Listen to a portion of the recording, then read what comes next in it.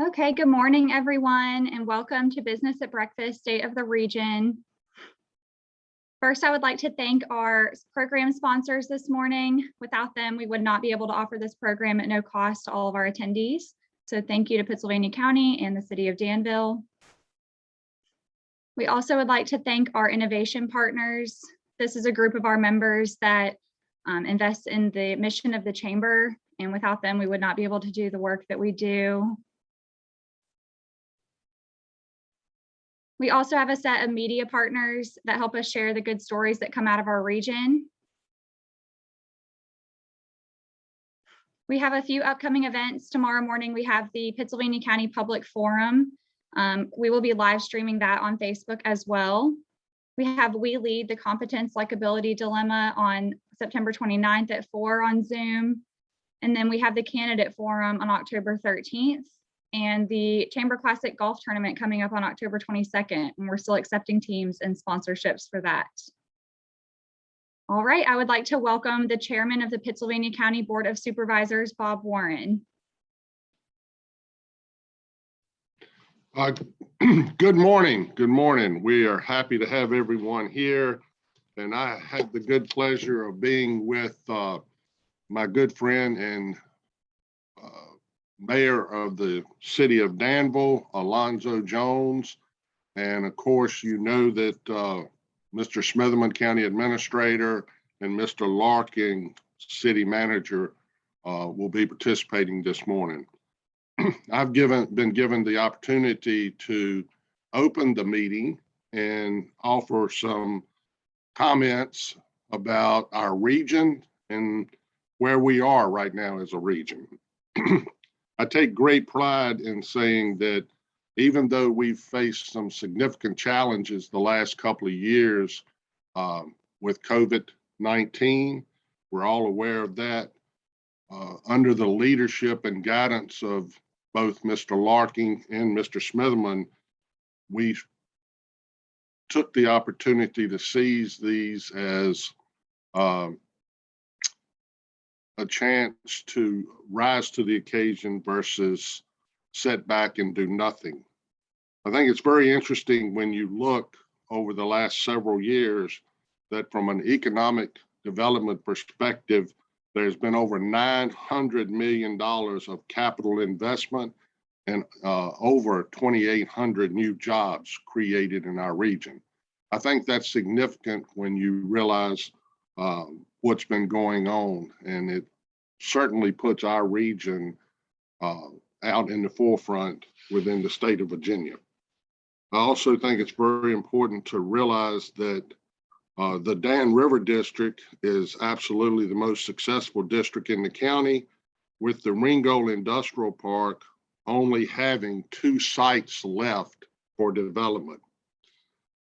And we also have to look at Berry Hill, which is now the #1 site in the state of Virginia and being promoted by our state that way. And we have coming in the very near future, the access road, and most of the other infrastructure needed is already there, making it a Tier 5 site. When we look down at the quality of life and tourism, we have to look at things like Wayside Park.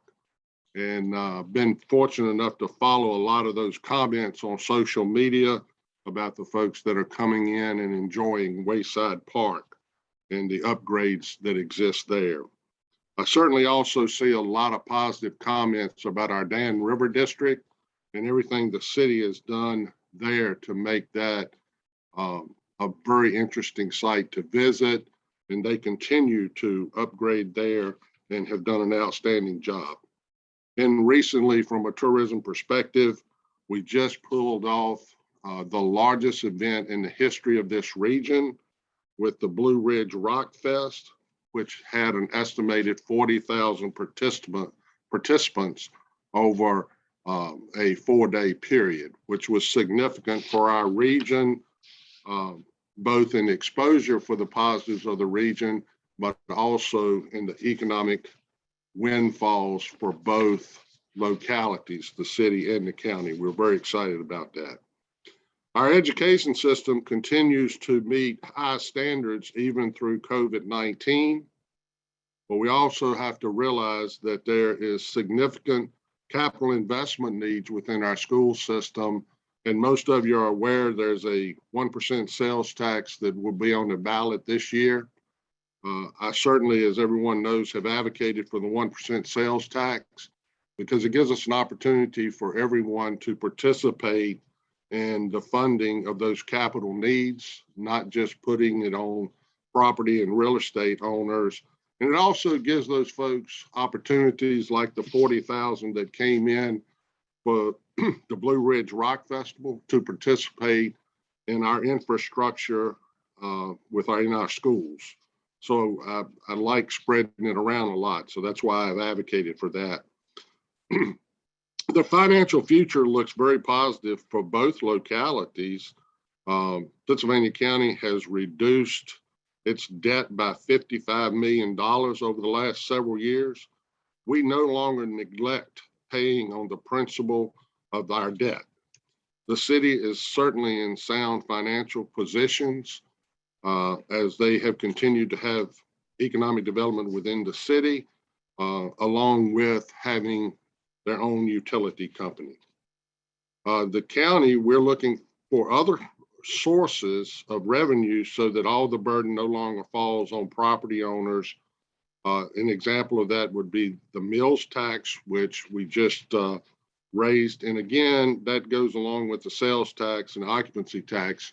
This will allow folks that are coming in and visiting and using our infrastructure to assist in covering the expenses of that infrastructure. Public safety, the city has done an outstanding job when it comes to public safety. They, of course, have their paid fire and EMS service, but they also have an outstanding volunteer organization in the Danville Life Saving Crew that is certainly always there to meet the needs. Actually, the Danville Life Saving Crew comes into the county when needed also. Increased responses for EMS has occurred in the county and is up 14%. The county's also been in a position to increase public safety budget by an estimated 76% over the last several years. Well, one thing in a short story I would like to tell you of why I think our region has had the success the last several years, and in particular during the COVID, really comes back to the collaborative effort between the city and the county. And I think that the ownership and president of Morgan Olson demonstrated that loud and clear in a statement he recently made in a presentation he made. They provided a truck of $175,000 for the use in the southern end of the county and in the city to provide the ability to refill air tanks for our firefighters that are out there trying to save lives. And I found it very interesting in the conversation I had with him that he indicated the reason he was making this gift was because of the collaborative effort between the city and the county and how they had reached out to him and offered his company every available asset that was available to the county and the city in promoting the successful opening of Morgan Olson. He also stated that that's opportunity had been asked of him several times to make a donation like this in other areas, and he had declined to do so because he did not see that collaborative effort. So he made that in a situation where he wanted to recognize the collaborative effort. And as we've said many times before, it's recognized throughout the state. But when you have your local companies telling you that we recognize that collaborative effort and we want to be a part of it and we want to reward it, it just speaks volumes for our region and our relationship with our partners in the city. And we appreciate that relationship very much. So at this point in time, I will turn it over to Mr. Ken Larking, City Manager, and Mr. David Smitherman, County Administrator, to expand on a lot of these topics. Thank you. Thank you, Chairman. We really appreciate your remarks this morning. Thank you so much. I'm Annie Martini with the Danville Regional Foundation, and I'll be moderating this discussion this morning. I'm so excited to introduce David Smitherman, County Administrator, and Ken Larking, the City Manager for the City of Danville. Thank you both so much for being here this morning. So I think the Chairman gave us a great start to this conversation. Before we get started, we really need to acknowledge that the whole last year since the last State of the Region has been still in the midst of a global pandemic. And there have been a lot of hardships and challenges faced by our individual organizations and individuals in our community and the world abroad. But we've had some silver linings in that. And we have seen, as the Chairman alluded to, some additional funding that's come into our localities. I want to start by asking you both to just dig into that a little bit and share some of the impacts of those ARPA funds on our local communities, and then perhaps talk about the greater financial situation of each of our localities today. And I'll start with The ARPA opportunity and CARES Act opportunities really have helped Pittsylvania County advance itself operationally and from a capital basis far beyond what we thought we could do on our own. We were able to put 5 new ambulances into our volunteer fire services at no cost to our volunteers. We built a new EMS station. We have invested in personal protective equipment for our volunteers, for our law enforcement officers. And we have some major announcements coming up about how we're going to use the additional funds from ARPA, including a major announcement this evening. I hope everyone will tune in to the Board of Supervisors meeting at 7 o'clock. Because we're really going to move the needle tonight on a very important subject to all of us. But I'll save that for later. We have gained, maintained, and increased our financial wherewithal through the pandemic. One ancillary takeaway from the pandemic is the county received a tremendous amount of sales tax revenue that we had not previously received. And a lot of that has to do with us shopping at home. And every time a brown box is delivered to our home in Pittsylvania County, it is garnering tax revenue for the locality. So that's been really good for us.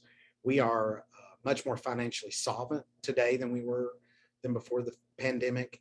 And our services are in a much more prepared state because we have been able to invest in the things we do for our citizens. So it's been a unexpected surprise that has helped the county maintain and improve its financial solvency. And we're in a really good position, unfortunately, because of the pandemic, but because of the increased federal money that has been injected into our local government. Thank you. Ken, I'll let you answer as well.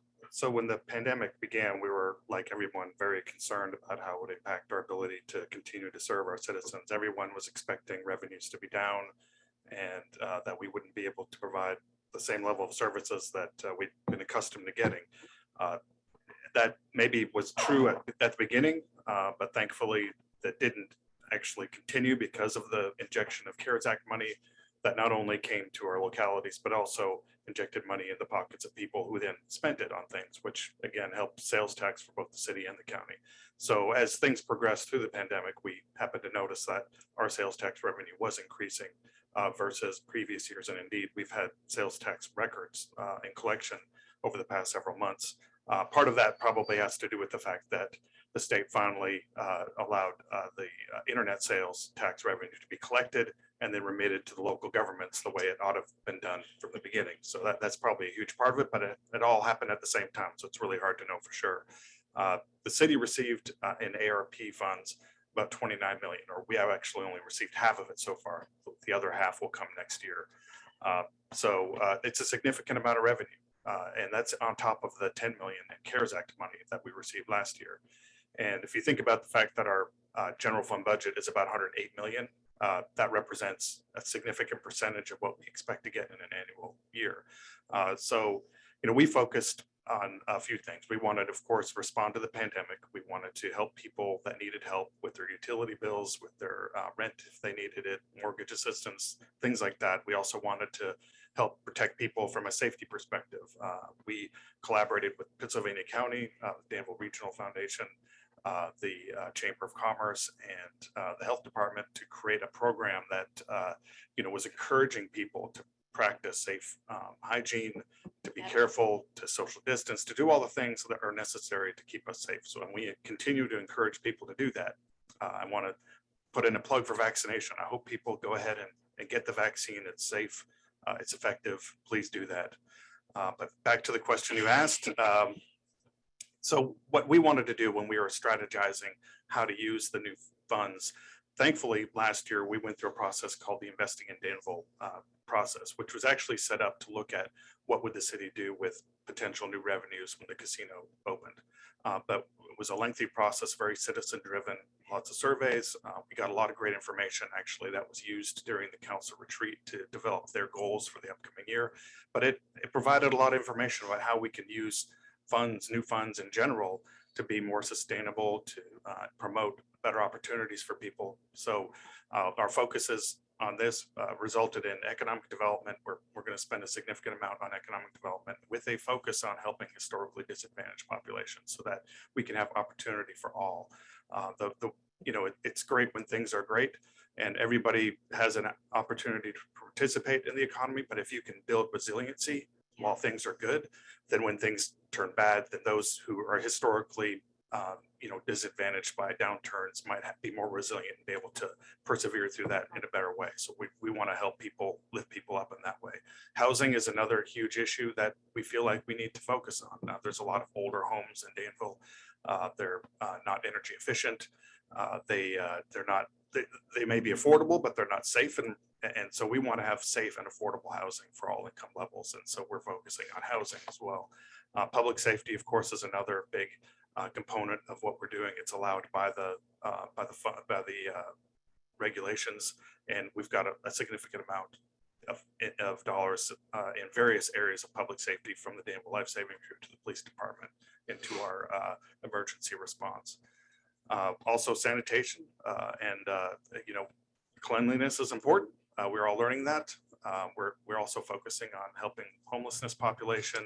Again, I mentioned utility and rental assistance and also energy efficiency programs. So we like to have a nice balance of things that we're using our funds for, so that a lot of folks can be impacted positively, not just from the city standpoint, but from the public standpoint as well. Wonderful.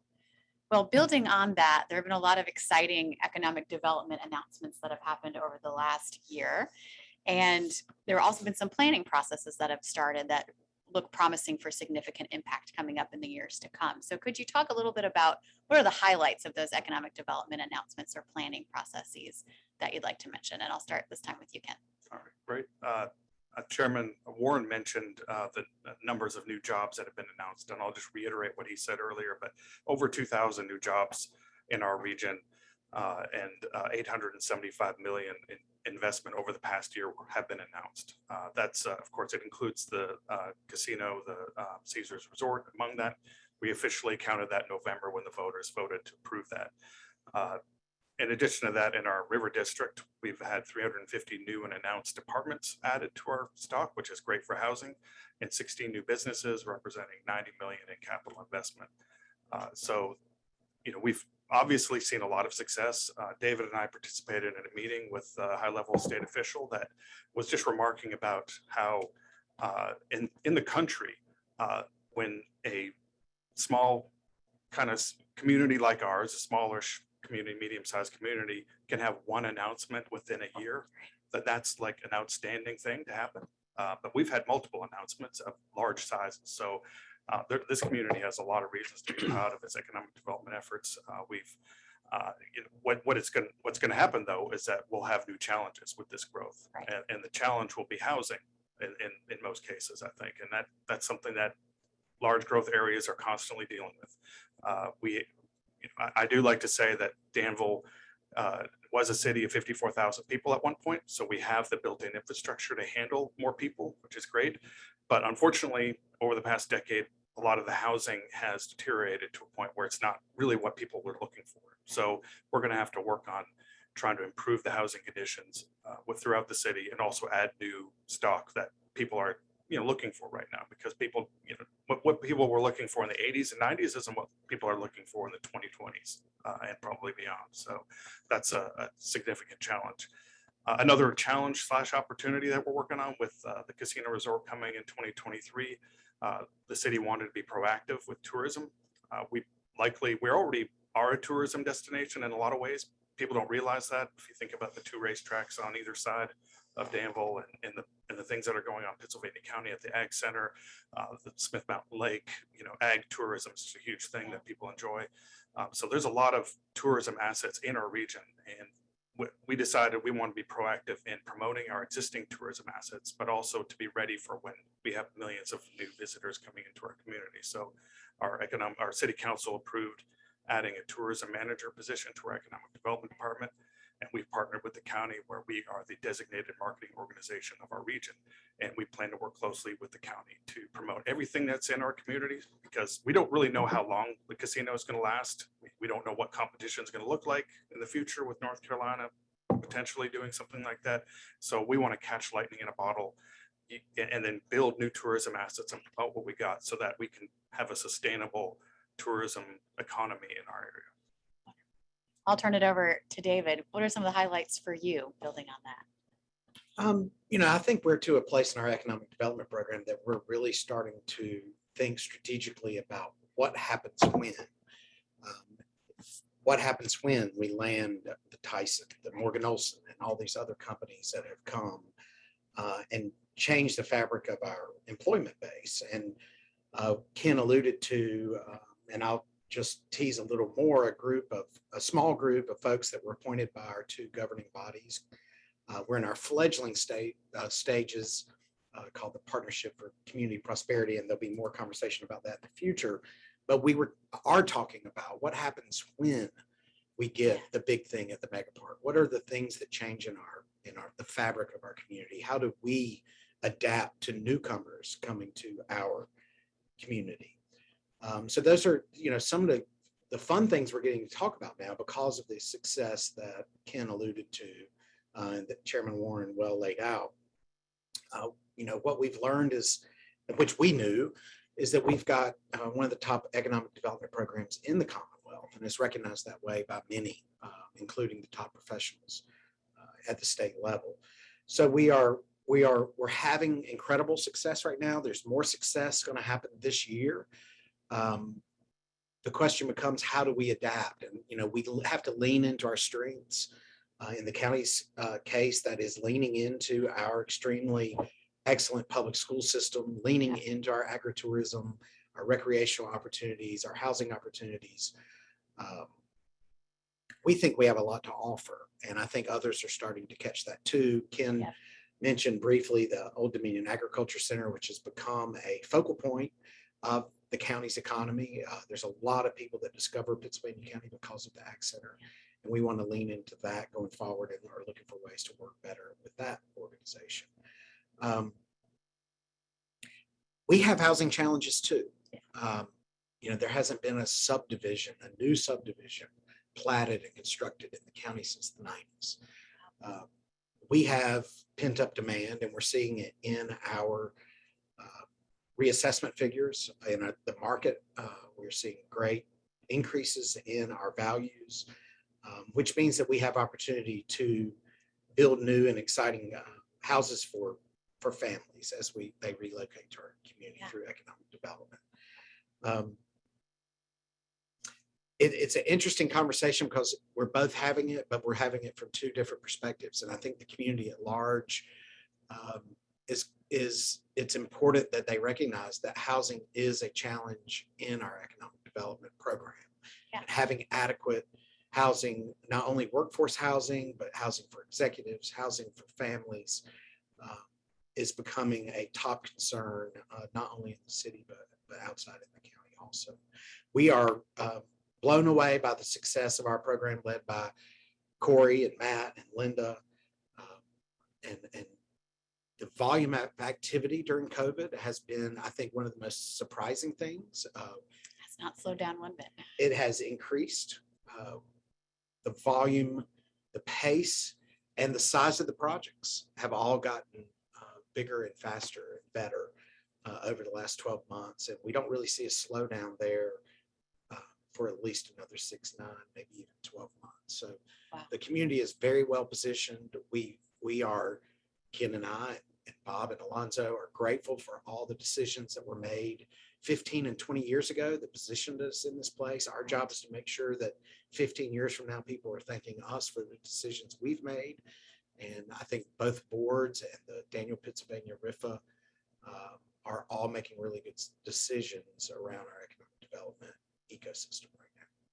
It's exciting that that conversation is shifting to this quality of life. And now what do we do with this growth that we're experiencing and going to be experiencing moving forward? And interesting that you're both talking about the housing situation. I'll ask Ken a short follow-up question around the comprehensive planning process that the city is starting. Do you want to tell us a little bit about that and what that might mean for residents? Sure. Every so often, every locality in Virginia is required to do what's called a comprehensive plan. And a lot of communities, and Danville in particular, have basically checked the box off and did minimum requirement to meet the state law. Because of all the changes that have occurred and what we're facing with, the casino resort and, new jobs being announced constantly, it seems like, which is a great thing. We know there's going to be growth and challenges associated with that. And we also know there's new revenue that's coming into the city, and we want to think about how we're going to invest that into ways that help everyone to be successful and give opportunity for all. So we decided as a group, the city council and staff work together and said, we really need to have a very well done comprehensive planning process that's above and beyond what is required, that includes a lot of community engagement. We want to select a firm that has a track record of doing this well, of really award-winning comprehensive plans throughout the country. So we put that out as an RFP recently and have selected a firm to start to work with. And we're in the process of developing our program for our comprehensive plan. And it's really a two-step process at this point. First, we want to engage members of the community to talk about what is important to them and what they want us to look at. And once we've engaged that, we'll have a scope of services, which then will go out for the next several months and create this comprehensive plan that will put us in a position where we know exactly what we need to do over the next few years as we anticipate new revenues coming in and new changes coming to our community, and positioning ourselves for the best possible future going forward. Really excited about it. My challenge to the group that's been working on this and the team that we've hired is that we want to have an award-winning comprehensive plan in Danville. We deserve it as a community. We deserve to have a plan laid out that gives everybody in our community an opportunity to have success in life and to live in a place that they love to call home. And it sounds like they will be informing that plan and really setting the vision for the future of the city. Exactly. Which is Yeah, it's exciting. going to be very citizen driven, but also, with the guidance of expertise that, they know what they're doing and know what could get us to where we want to be as quickly as possible. Perfect. Well, I'd like to turn our attention to public safety, as the chairman talked about a little bit earlier. And there have been some recent improvements in both localities. And David, I'll ask you specifically to kick us off because I know the EMS has expanded in the county over the last year. Could you talk a little bit about that and other public safety? Yeah, we just finished our first year as a provider of emergency medical services. The county has a staff of a couple dozen emergency medical technicians and paramedics. We are staffing and have a station that is about to open its doors in Hurt. This is our first public safety facility for EMS. We have ambulances stationed in Chatham and Mount Hermon now with county staff. What has been fantastic, though, is that over the past several years, while the county has improved its service and its support of our volunteer system, our volunteers are doing better than they have in recent memory. And our performance metrics on both response time and percent of calls answered is up throughout our volunteer service, which is fantastic. And we've had a couple of big turnarounds in our departments. The Gretna Volunteer Fire and Rescue group merged about a couple years ago, and last year had just a fantastic year. We're the #1 responding agency in the county, and a total turnaround of their operations.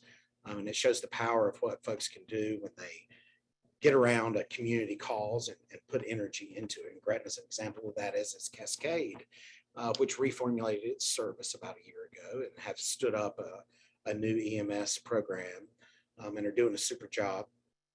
In addition to that, of course, as mentioned before, we did put 5 new ambulances in service at no cost to our volunteer system through the federal programs. But we're still trying to find ways to help our volunteers garner the income they need to operate. And one of the things that we need to focus on in the county is making sure people pay their bills. On average, we have less than 50% of EMS billings that are paid by our customers. And that's a problem. We need to make sure that when services are rendered, that they are paid for. These are not government services. They are pay for service. They are not they're just like fees to play football. You pay to use the service. And right now we have a lot of people that aren't paying when they use that service. And the city, through the Danville Life Saving Crew, has started a program around well care. I think it's called a community paramedicine program, where we go out and intercept those that are only getting their primary care through our emergency response system, which ends up being a tax. And I don't mean the financial tax, but the effort tax on the system. It's pulling more services away from those that need it to those that might be able to find care otherwise. So we're looking for innovative ways to reduce the number of those calls that aren't necessarily emergencies and improve the collection of our EMS billing system in our volunteer department so they have the funds they need. We also have a very aggressive and well-staffed fire marshal's office. For the first time in a long time, we are doing more in our public safety general support categories for all of our citizens, for all of our businesses, and for all of our volunteer fire and rescue. So our public safety services are doing extremely well. I don't want to leave out law enforcement, which is part of our public safety system, and we have invested in bringing our sheriff's department up to speed with a whole new fleet of cars, with new computers in their cars. So we're really trying to bring things along, make sure that our public safety services across the board are modernized, everyone's well-trained, and that we are ready to respond to our citizens. Wonderful. Those are exciting improvements.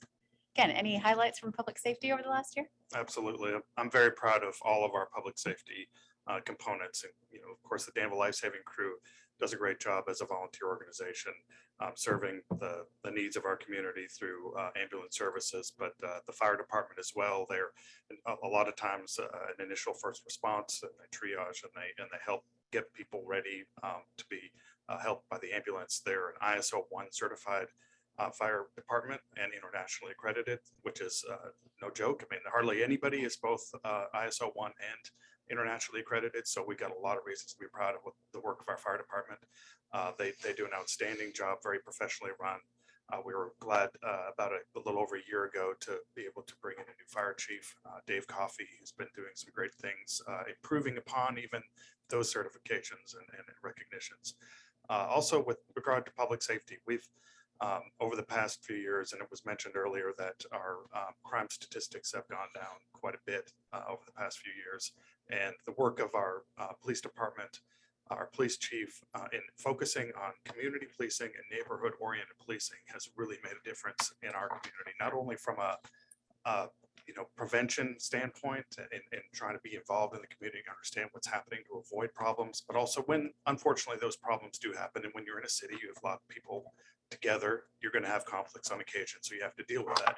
So the ability to solve crimes quickly, that's a huge component. We've got a great clearance rate when it comes to crimes, and we've got and that income combination with a much lower crime rate means that we're doing the right thing.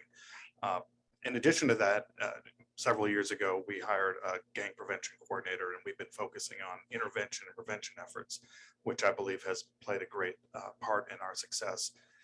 any time, we've said this from the beginning, any crime that you can prevent or intervene before it happens is the best kind of avoided crime. You don't want to have to suppress constantly. So we've really, as a whole, when it comes to public safety and crime prevention, we've really tried to get professionally run police officers, an expansion to our prevention efforts, so that when we're out in the community, we're doing it in an appropriate way.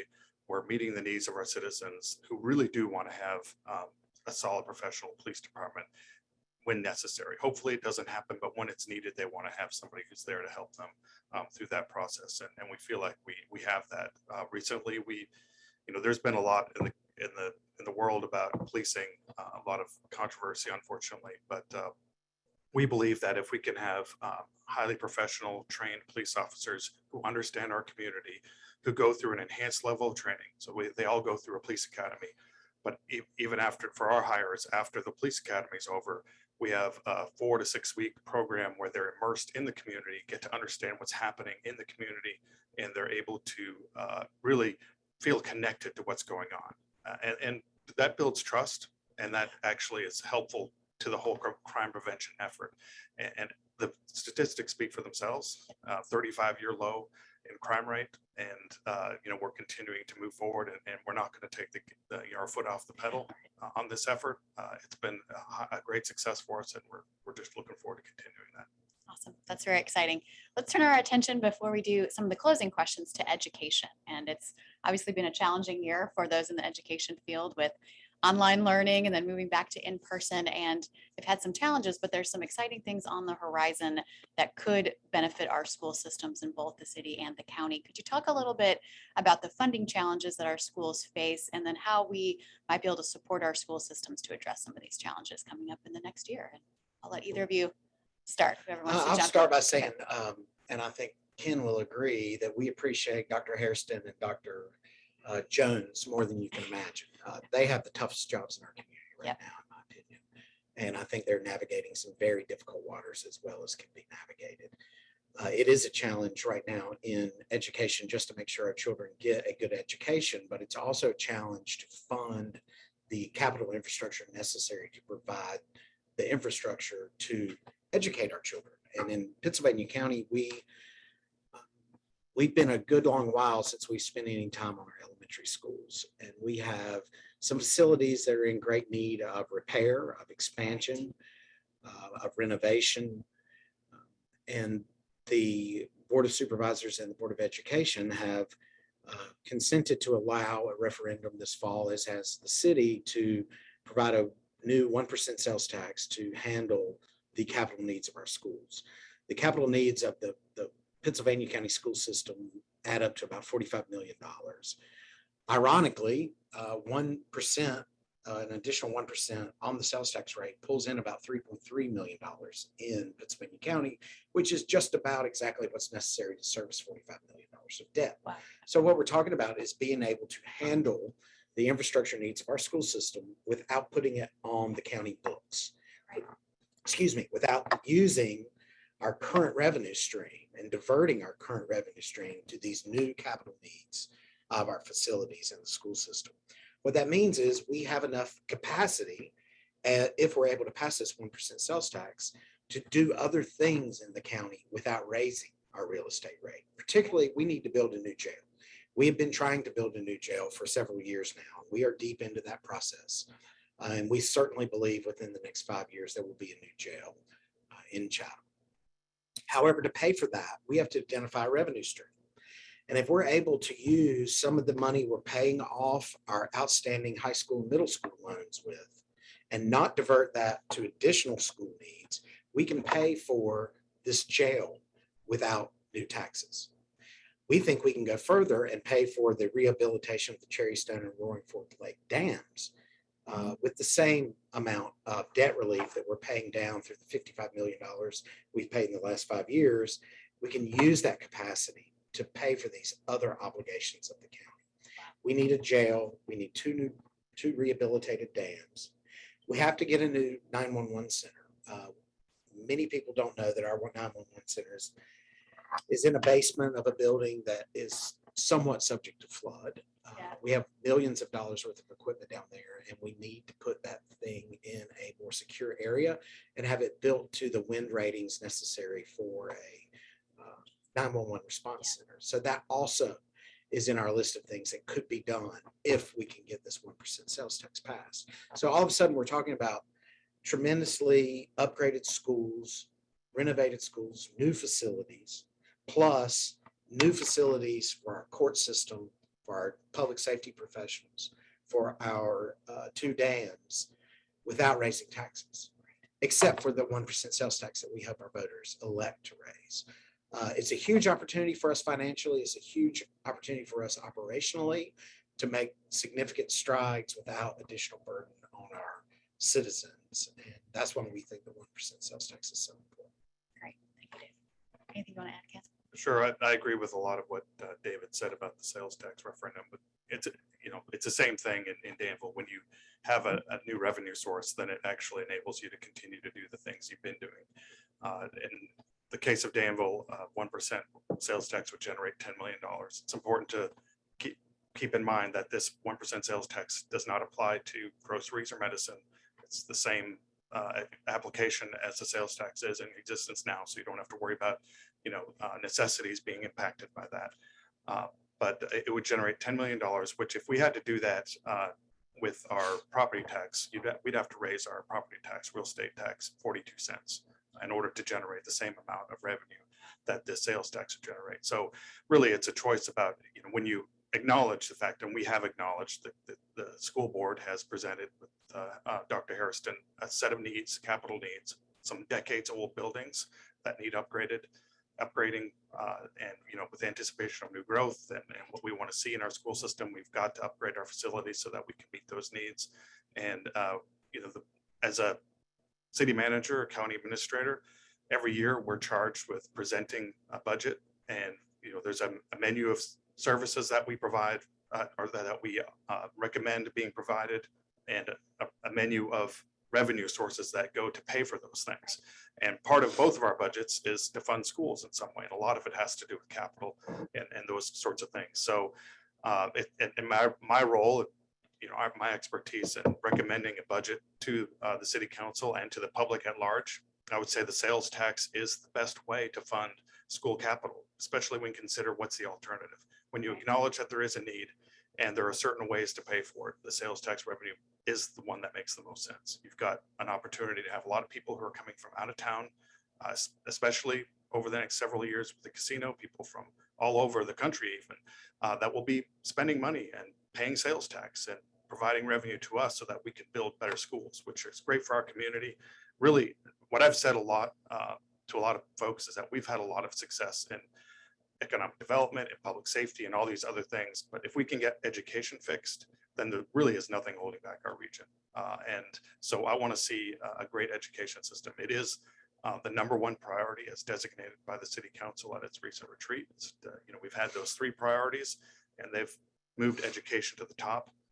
I have a lot of confidence in Dr. Hairston in the many conversations I've had with her about capital needs, about educational needs, that she has a plan with working with the school board to turn around our school system so that Danville's school system can be a destination school system once again. It wasn't that long ago that it was, and it's very possible to have that happen again. Yep. It's going to take cooperation, though. We're going to need the help of the community. We need the help of parents. We need people working together so that we can lift up our students and help them achieve success. It's for the benefit of us all. We really want productive citizens coming out of our school system. So if we can all work together to improve our school system, not only from the capital needs standpoint, but from what's happening inside the classroom, then again, there's nothing that can hold our community back. Thank you so much. So I think we have a few minutes left. I'd like to have kind of a 2-part closing question around, you both have been here more than 5 years now, and you came into your positions facing certain challenges, and a lot has happened in the last 5 years. So could you both talk a little bit about what you faced coming into your roles and what you feel like we've really been able to overcome, or what progress you've seen in your communities over that time period? And we can circle back around to this, but then what are you most excited about as we look to the future? I'll let David. 5 years ago, the county was we were in somewhat difficult financial shape. We got to a point toward the end of the first fiscal year I was here that we were, in jeopardy of missing payroll because we didn't have the cash flow. Our board has been adamant that we fix our finances and that we wrangle our debt. And we've done both of those. We are in the most healthy position we've been in a long time. Looking back, I see a different board of supervisors, one that is solely focused on the future and solely focused on the county as a whole. And I think when we got here 5 years ago, we were fractioned around our districts, and we had a hard time envisioning that what's good for the county is good for my district too. And I think our board of supervisors have made a major paradigm shift in that regard. I'm extremely proud to work for the county and work with the employees we have. We have a great customer service focus that we have instilled in our organization the last 5 years. We're very team oriented. We have a great relationship between our upper echelon staff and our board. It's a team unto itself, which has made a big difference, I think, for both the staff and our board and the progress we've made together. Believe it or not, we have less employees in general government today than we did 5 years ago. That is exclusive of our EMS system, because we did take over a private contract and bring in our own people for that. But if you take those away, we are a net less employment state than we were 5 years ago, and we're doing a lot more. And I think it's because of the quality of the people we have on staff, the quality of the people we hire, and our board that has been super supportive of doing things differently.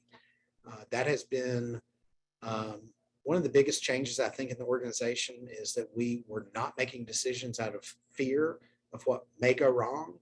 And now we're making decisions out of optimism of the things that can go right. And while we do make mistakes from time to time, we're quick to adapt. And I think the county has come a long way in a short amount of time because the Board of Supervisors has been so focused on improvement and leaving behind some of the less attractive perceptions of the county and moving forward in a way that is just really proactive and has vision. And it really is dependent upon its professional staff to make good decisions. And it's just a great environment to work in today in Pennsylvania County. And I know a lot of us look forward to working for Pennsylvania County for a long time because we see a very, very bright future. Wonderful. Thank you, David, so much. Ken.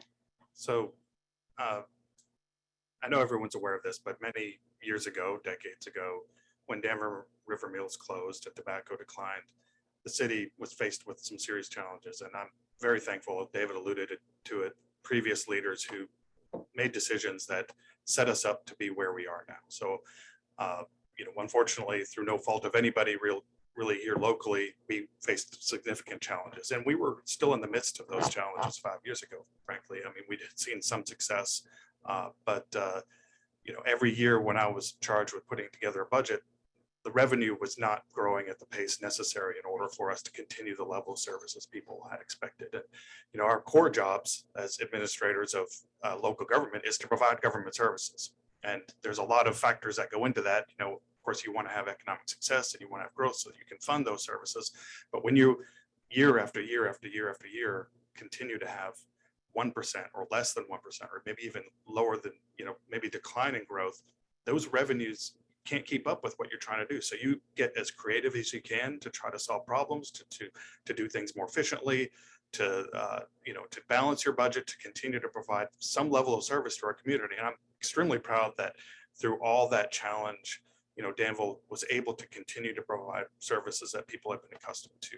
Often, hear from folks who come from out of town who remark about how beautiful the city looks. Well, that doesn't just happen. I mean, we have litter bugs like everyone else, but we do have people out there that are able to go out there and clean it up and make sure that our community looks beautiful and is a showcase when people are in our region. 5 years ago, shortly after I was hired, I was the deputy city manager before I became city manager and served as interim for a period of time. But shortly after I was hired on the full-time basis as city manager, the council had a retreat. and they had a lot to talk about, obviously, and it was a great couple of days.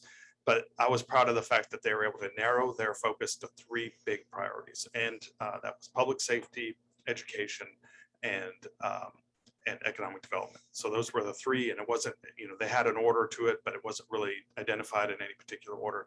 But over that past 5 years, we have seen significant improvements in economic development and public safety. We have seen, like I said before, 35-year lows in crime.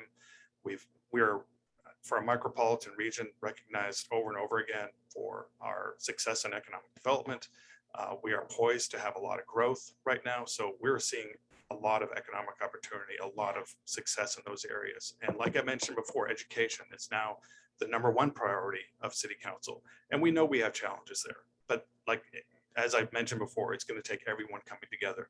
The community needs to vote for the 1% sales tax so that we can be proud of the schools, so that when people come to our community, they can go, this community cares about education.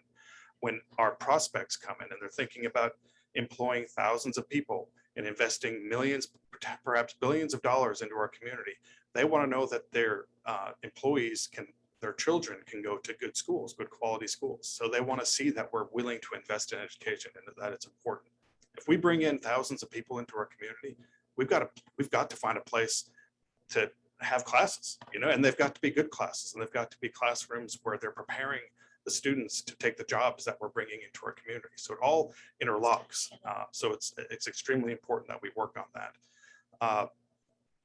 I've mentioned multiple awards. I'm very proud of the fact that our economic development department has received multiple awards, not only as a department, but also individually, with Corey being recognized in Virginia Business Magazine on the 500 power list.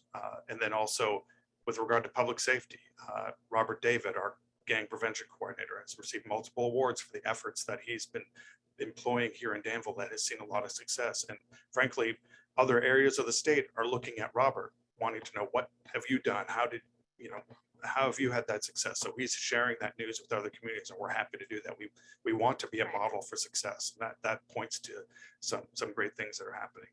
Our police chief as well, recognized by Radford University for his efforts in community policing. So, we've got a lot to be proud of. The biggest one really over the past year, I'd have to say the All-America City Award. When I was an intern at the city of Hickory, we applied to be an All-America city at that time, and I had a little bit of involvement in it as an intern because they like to give a lot of work to interns. That's true now. But we were able to achieve that award back then, and I thought to myself, wouldn't it be great to be city manager of a city that deserved and won All-America City? And a couple of years ago, we had conversations about applying. Last year, the focus was on health and health equity and the work of the Health Collaborative. You in particular, Annie, thank you for that. And DRF focusing. Lots of folks at the table. Yep. It was a very community-led effort. A lot of folks involved. David mentioned the community paramedic program, the community paramedicine program, just all the things that we were able to put together in order to put forward a great application, and we won All-America City. And so it's something I'm extremely proud of. I think as a community, one of the things I talked to City Council about when I was hired, I think they asked a question, maybe it was the mayor at the time, he was councilman, asked me what I thought the community needed. And I told him I thought they needed hope. I think they needed something to be proud of, something to say, you know what, Danville is a great place. We have a reason to be proud, and build some self-esteem about the city. And to see the groups of people that were so heavily involved in our ability to win All-America City in the room, you were there, standing up and cheering when it was announced, it made me very proud. Yep.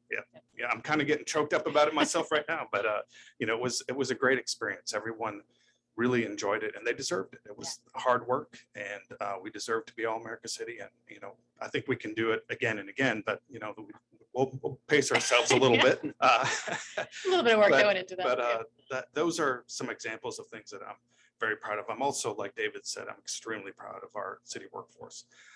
We have great department heads.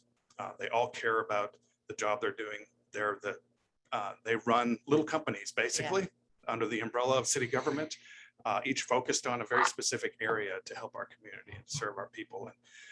what makes me proud about them is that they all really care about what they're doing, and they all want to be better at what they're doing.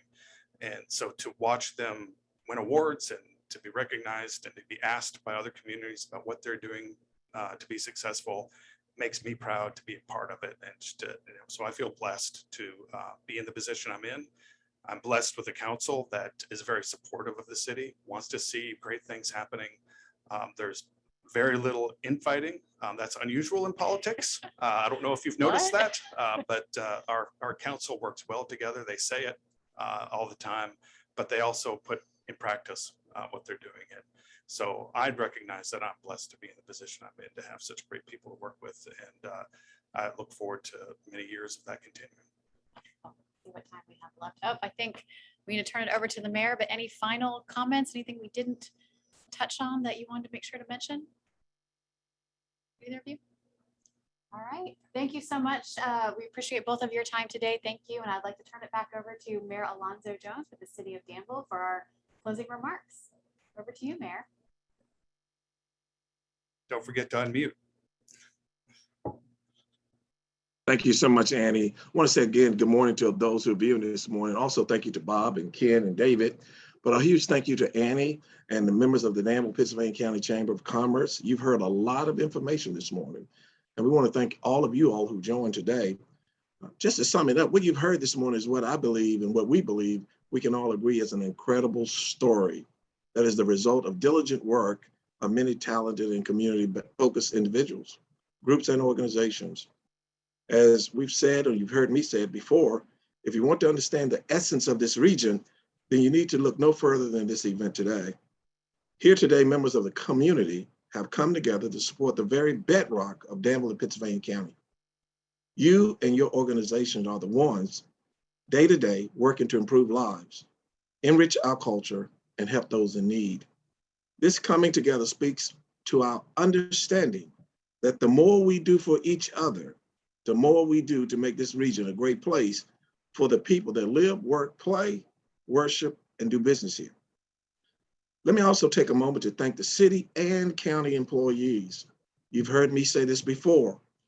They don't always get the credit they deserve, but believe you me, life as you know it would not be the same without them. Bob and I want to pause and also say to you, Ken and David, we were talking about you all behind your back, but in front of your face. Thank you all so much for all the hard work that you all are doing in leading both organizations.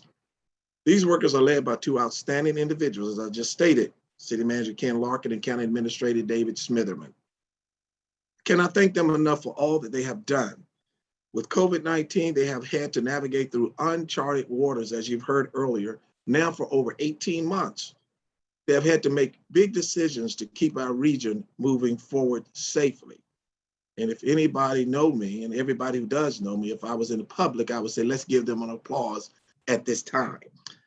Today, you've heard them talk about the use of federal and state funds related to the pandemic. Today, you've heard them talk about the use of all types of funds. These were important decisions, and I believe they have made the right decisions. We're fortunate, again, to have such talented and dedicated public servants. You also heard Ken and David touch on economic development, public safety, and education.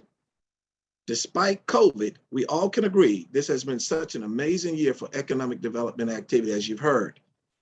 Let me try to name a few of them. Intertape, Aerofarms, Walraven, Making Everything Possible, Stand River Plastics, Tyson's Foods, KDM. And if I've left out anyone, David, Ken, and Bob will remind you. And that's just to name a few. And just last week, we unveiled the official renderings of our Caesars Virginia Casino Resort. There was so much excitement at the ceremony, and the renderings were absolutely impressive. So many people have come to me and commented positively. They especially like the Three Sisters, which are the meal smokestacks that will be refurbished and served as a focal point for the entire casino resort. You must see the renderings if you haven't seen them yet. If you have not done so, go to the city's Facebook page. You will find them there. We continue to make progress in public safety.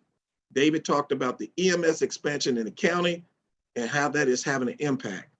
In the city, our police department continues to find new ways to engage the community. This year, the police department announced it has restructured the Patrol Bureau to implement neighborhood-oriented policing. This strategy focused more on the specific neighborhood problems and solutions. In education, as you've heard, there are big challenges from COVID to funding. We have great leadership in our school systems. I repeat, we have great leadership in our school systems and wonderful teachers who deserve many thanks for all they are doing. And also a huge kudos to all of our staff in both of our school systems.